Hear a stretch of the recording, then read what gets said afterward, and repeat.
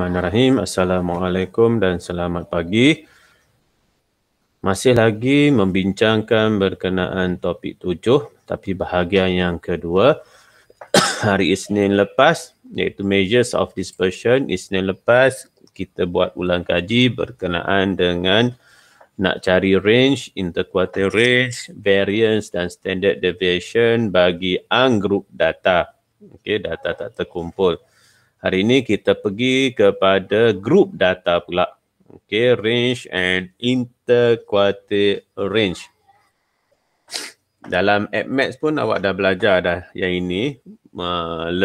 Dalam AppMax kita lebih kepada guna formula. Okay, kita lebih pada formula. Untuk Max kita lebih kepada penggunaan graf. Range and interquartile range. Okey.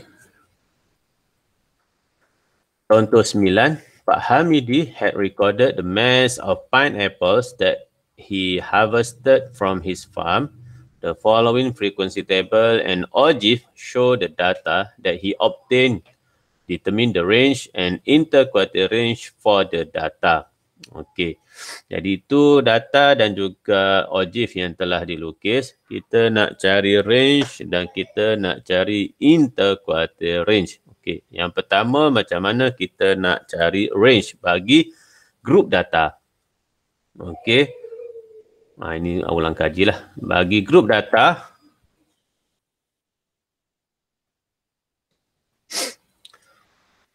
kejap. Ada saya terskip ni. Betul saya terskip. Okey, tak apalah. Terskip pun macam mana. Okey, tak apa. Nak cari range. Yang pertama adalah, mana saya punya marker? Okey. Kita akan ambil yang ini. First class dan juga last class. Okey. So kalau untuk first class, yang ini, cari midpoint, last class pun cari midpoint. So nak dapatkan range bagi group data berdasarkan table yang diberi. Okey, adalah midpoint last class tolak midpoint first class. Last class tolak midpoint first class. Mudah sahaja. Okay, bagaimana kita nak cari midpoint? Satu hal pula. Okey, bagi kelas yang diberi, iaitu adalah upper boundary bagi kelas berkenaan. Okey, tambah lower boundary kelas yang berkenaan juga. Bahagi 2. Okey, bahagi 2. Mudah sahaja. Range, midpoint last class tolak midpoint first class. Midpoint, upper boundary plus lower boundary divide by 2. Okey. Kemudian kita nak cari interquartile range. Interquartile range, kita dah belajar dah. Bagaimana nak cari first quartile, macam mana nak cari third quartile. Okey, contoh OGIF yang diberi ni kumulatif dia sehingga, minta maaf, dia sampai 70 sahaja. Dia bukan sampai 80. 80, minta maaf, tak nampak saya. Okey, 80. Jadi bahagikan kepada 4 bahagian. So kalau 40 ni untuk cari median. Okey, data di sini ya median, bukannya di tepi tu, ni median. Okey, 20 ni adalah sukuan yang pertama untuk dapatkan first quartile, 60 adalah third quartile. Guna pembaris ya, jangan tiru macam saya ni lah. Third quartile. So bila dah dapat nilai third quartile dan first quartile di paksi X, tolakkan saja untuk dapat interquartile range. Mudah. Okey. Manakala untuk variance and standard deviation, ada formulanya juga. Okey, ada formulanya juga seperti mana yang kita belajar Isnin lepas, dia hanya tukar kepada F. Okey, dia adakan frekuensi. Okey, itu variance, itu standard deviation. Okey, yang mana kedua-dua formula ni insya-Allah diberi. Cuma awak kena fahamlah apa simbol-simbol yang diguna pakai, sebab simbol-simbol tu dia tak bagi makna dalam exam. Okey, so awak kena faham sendiri. Okey, X ini mewakili midpoint. F ni for sure lah frekuensi bilangan. Manakala X bar ni merujuk kepada mean. Okey, bila dah tahu yang itu, mudah. Okey, kita tengok kepada contoh. The frequency table below shows the volumes of water to the nearest liters used daily by a group of families in a housing area. Calculate the variance and standard deviation of the data. Okey. Jadi data tu diberi macam tu, kita nak cari variance dan standard deviation. Okey, standard mula-mula kita akan cari variance. Variance yang ada kuasa 2 lah. Okey, kita tengok pada formula iaitu frekuensi multiply with midpoint, jumlah frekuensi tolak mean kuasa 2. So bila dah tahu macam ni, kita buat table adalah lebih baik. Buat table. Okey. So mean ini adalah bagaimana nak cari jumlah fx bahagi dengan jumlah f. Okey. So daripada situ kita buat table berdasarkan formula. Okey, so ruangan pertama ni volume of water lah. Okey, volume of water plus interval. Okey. Settle satu. Kemudian yang kedua ni terserahlah awak nak terus cari midpoint ke macam mana, ikut suka hati.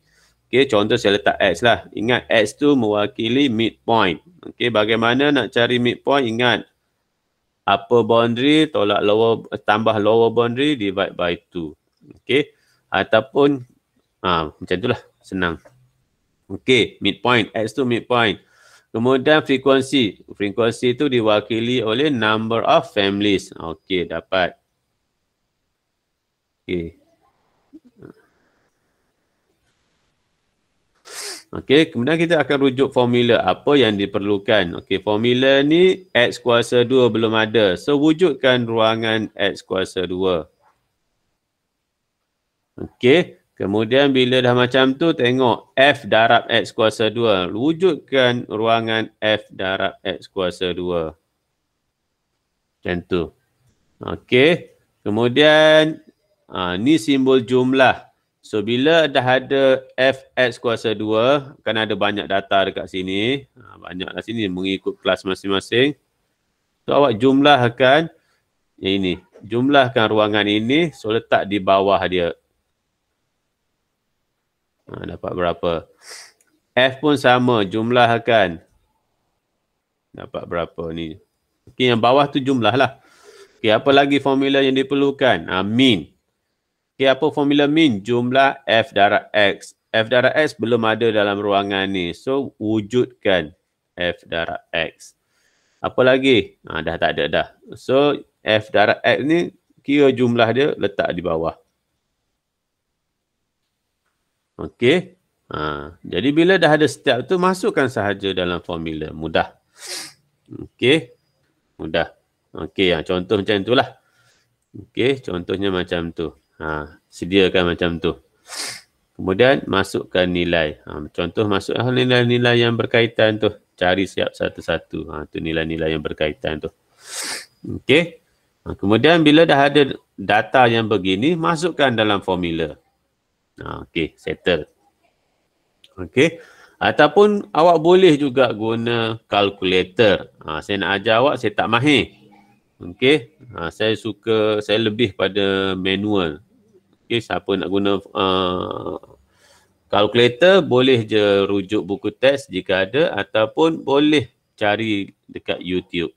Macam mana nak guna calculator mendapatkan variance dan juga standard deviation. Okey.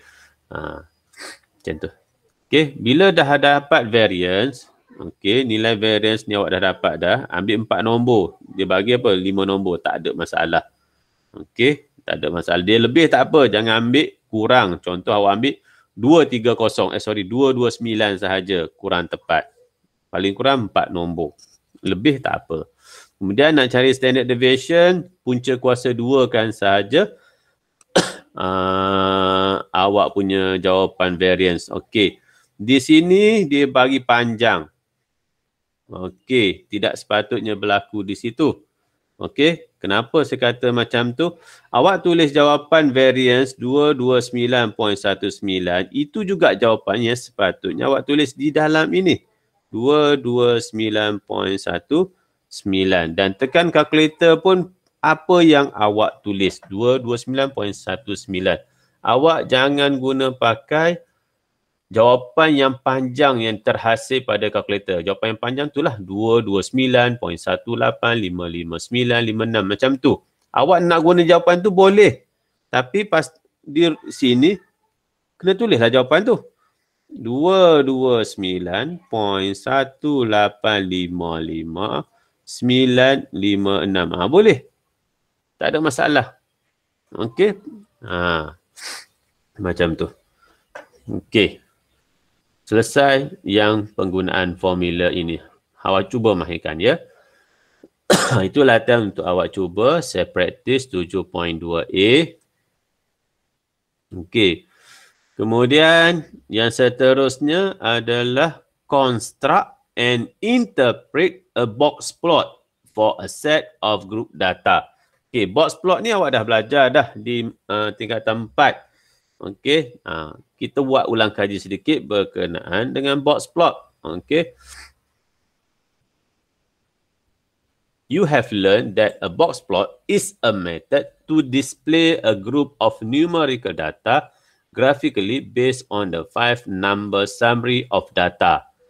They are the minimum value, first quartile, median, third quartile and maximum value. Okey, seperti mana yang dot plot, yang satu lagi tu. Okey, leaf. Yang satu lagi tu. Okey. Allah Akbar. Okey, itu. Dah macam perintang awak belajar di RBT mungkin. Dah macam perintang tu kan. So, yang lakar ini yang min dia, hujung satu lagi tu maksimum. Nilai pertama petak dia tu lower quartile, tengah, median, upper quartile. Okey. Tu. Mudah kan nak ingat? Minimum, maksimum, lower quartile, medium, upper quartile. Okey. Dia ada beberapa jenis. Ini daripada tingkatan 4 tu lah. Tingkatan 4. Yang sekarang lah. Some of the types of box plots are as follows. Okey, bergantung kepada data yang awak dapat nanti.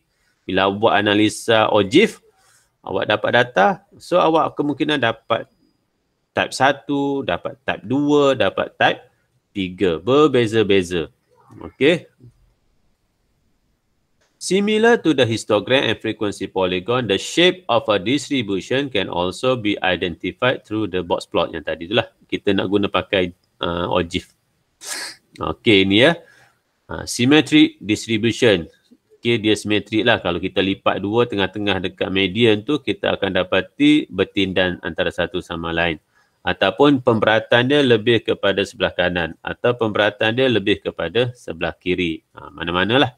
Dia bergantung kepada data yang awak dapat nanti. Okay, the median lies in the middle of the box and the whiskers are about the same length on both sides of the box. The median cuts the box into two different sizes. If the left side of the box is longer, then the data distribution is left skew. If the right side of the box is longer, then the data distribution is right skew. Left whisker and right whisker represent the score outside the median.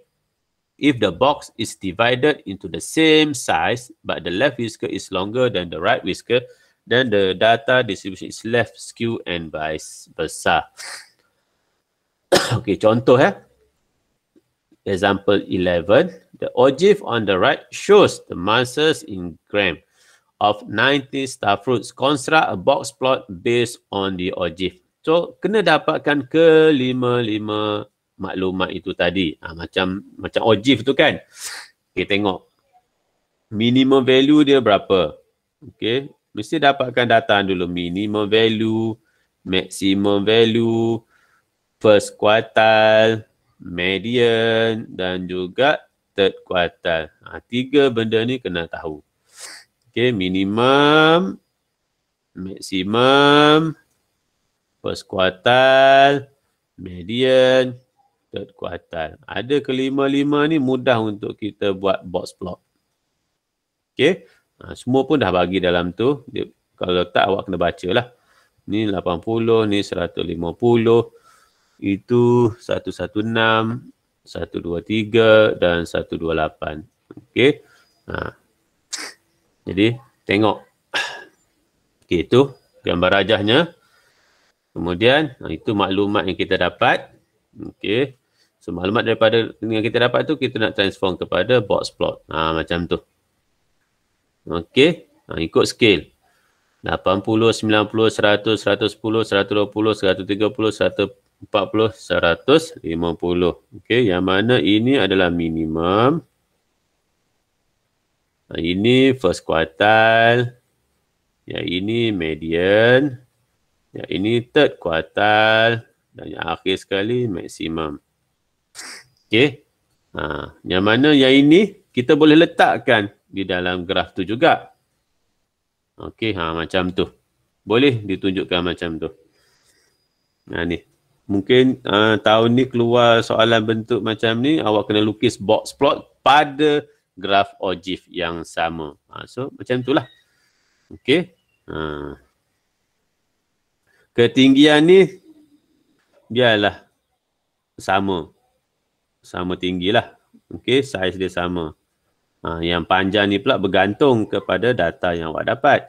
So, ketinggian ni, kalau sebaiknya gunalah satu petak. Okey, satu petak tu berapa? Yang ketinggian dia 2 cm lah. Bila sebut satu petak tu, ketinggian dia 2 cm. Bermaksud atas ni 1 cm, bawah ni pun 1 cm. Macam tu. Yang ini pula, yang lebar dia ni bergantung kepada data lah.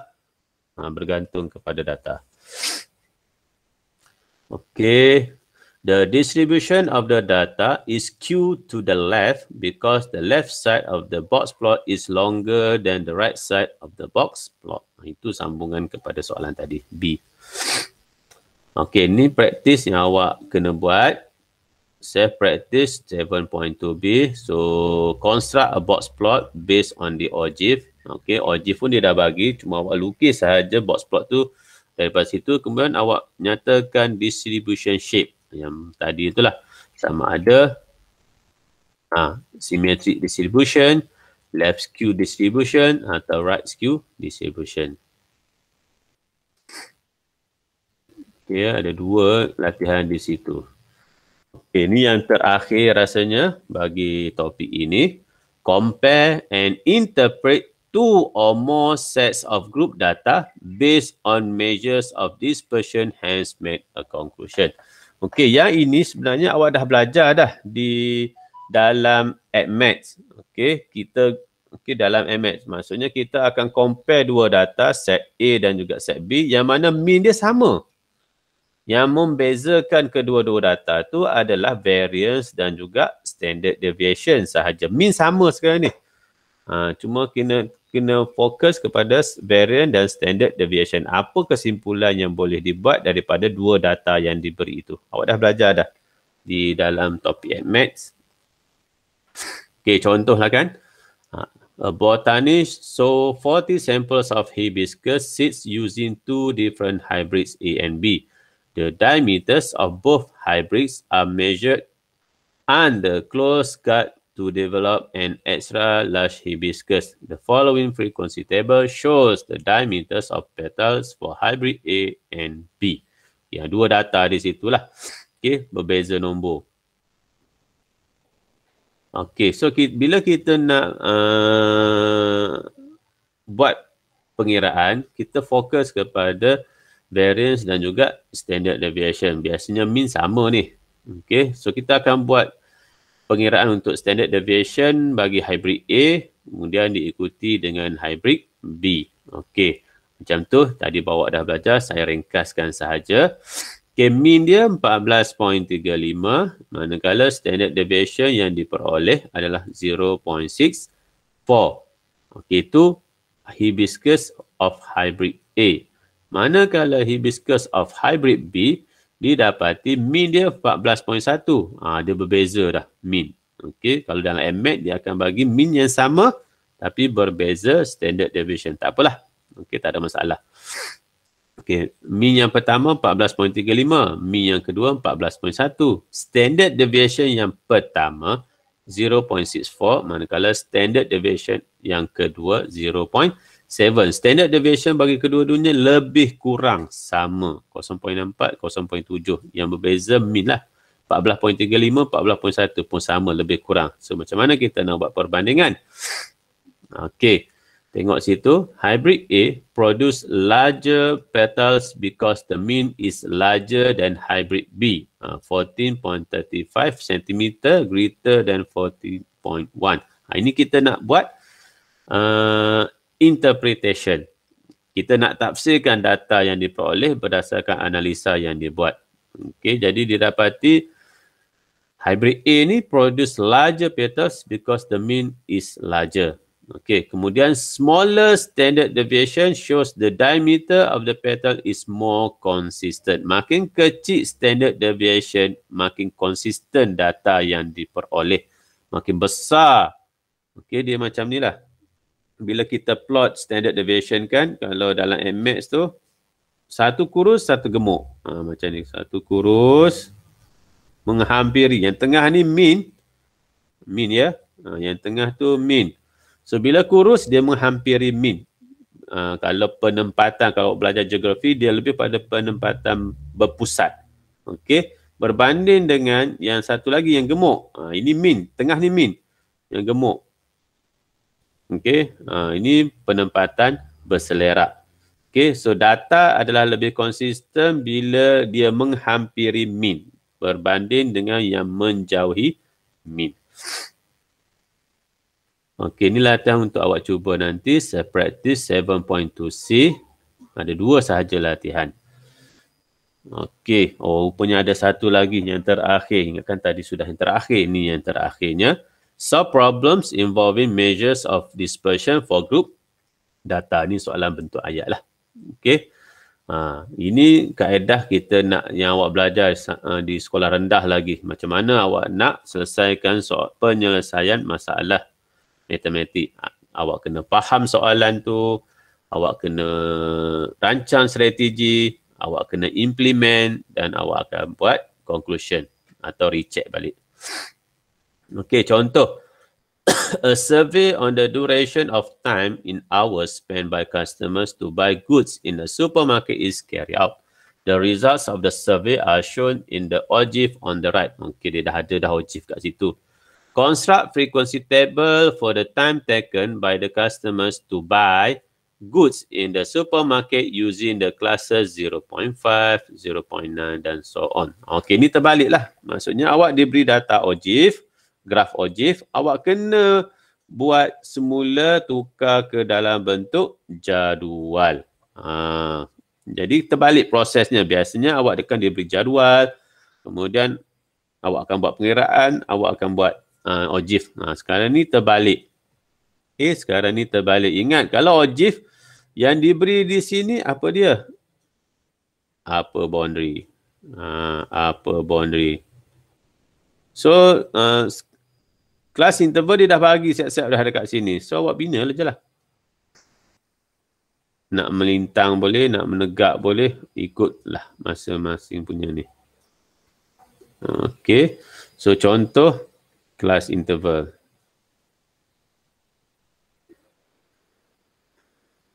Okey. Nak buat ke bawah boleh. Okey, jadi 0.5 hingga 0.9. 1.0, 1.4, 1.5, 1.9 dan seterusnya. Okey, kemudian dekat sini for sure lah frekuensi. Okey, frekuensi. Jadi range untuk 0.5 hingga 0.9 didapati berapa? Okey, untuk lebih jelas sebab dia guna upper boundary dan kumulatif frekuensi. Kalau kumulatif frekuensi dia guna huruf besar F. Okey, kumulatif frekuensi. Kalau sekadar frekuensi, kita guna F kecil sahaja. Okey, untuk ogive kita akan mula dengan kosong. Kita akan mula dengan kosong. Tapi, maksud saya, frekuensi dan kumulatif frekuensi itu samalah. Kita mula dengan kosong. Tapi di sini, upper boundary dia 0.45. Apa maksudnya? Okey, maksudnya ada satu lagi jadual sebelum kelas 0.5 ni. Okey, iaitu 0 hingga 0.4. Ada satu lagi sebelum dimulai dengan kelas 0.5, 0.9. Ada satu lagi. Ni. Okey, yang mana kelas ini adalah frekuensi dan kumulatif frekuensinya adalah kosong. Okey. Kenapa macam tu? Sebab data sini kan guna upper boundary 0.45. Jadi, kalau sini, kelas ini, upper boundary dia berapa? 0.95. Tak sama. Jadi, bermaksud ada satu lagi kelas sebelum tu yang mempunyai upper boundary 0.45. Okey. Kemudian bacalah satu-satu. Dekat sini berapa? Kat sini berapa? Letakkan bawah kumulatif frekuensi dahulu. Sebab ini dia makin naik data ni. Maksudnya bawah kumulatif frekuensi. Okey, kena baca satu-satu setiap satu ni. Proses terbalik lah. Baca satu-satu. Allah Akbar. Bengkak-bengkok pula. Ni 80. Ni for sure 80. Okey. So, kita tengok data yang dalam keadaan cantik. Macam tu. Okey. Itu macam tu. So, dah dapatlah 6, 16, 30, 16, 10. Yang asalnya daripada kumulatif frekuensi. So, bila dah dapat data macam tu, boleh kira lah mean dan juga standard deviation. Dia nak apa soalan? Mean dan standard deviation. So, macam tadilah buat jadual dan selesaikan. Mean, standard deviation. Okey, itu latihan untuk awak cuba nanti. 7.2D. Design and conduct a mini project involving statistical investigation. Ini kita tak buat lah. Okey, ni kita tak buat. Ada dalam buku teks projek ini. Boleh tengok, boleh baca. Ianya adalah berkaitan dengan BMI. Body Mass Index. Okay, so awak dah belajar untuk yang ini, data representation ni yang awal sebelum ni lah. Awak belajar histogram, awak dah belajar frekuensi polygon, awak dah belajar ogive. Kemudian awak dah belajar bagaimana nak bina box plot. Okay, ini yang first punya. Dispersion tadi. Okay, bahagian pertama. Bahagian kedua, awak belajar pengiraan. Okay, range, interquartile range, variance, standard deviation dan apa itu percentile. Okay. Okay. Itu sahaja untuk hari ini. Agak-agak ada soalan nak ditanya pada saya. Tak ada ya? Okay, kalau tak ada, kita ada 26 orang. Kena ambil kehadiran dahulu. Untuk direkodkan. Tadi 21 awal kelas tadi dah bertambah 5 orang. Alhamdulillah. Dah ada 26 orang. Okey, so sekiranya tiada apa soalan, nanti saya share video PDPC ini dan buatlah latihan yang berkaitan. Jadi kita akan jumpa semula minggu depan, tengok macam mana kita akan mulakan topik baru ataupun guna pakai buku yang awak dah beli tu sebagai latihan. Apa-apa pun kita tunggu minggu depan. Okay, so jumpa lagi minggu depan insyaAllah. Assalamualaikum dan selamat sejahtera.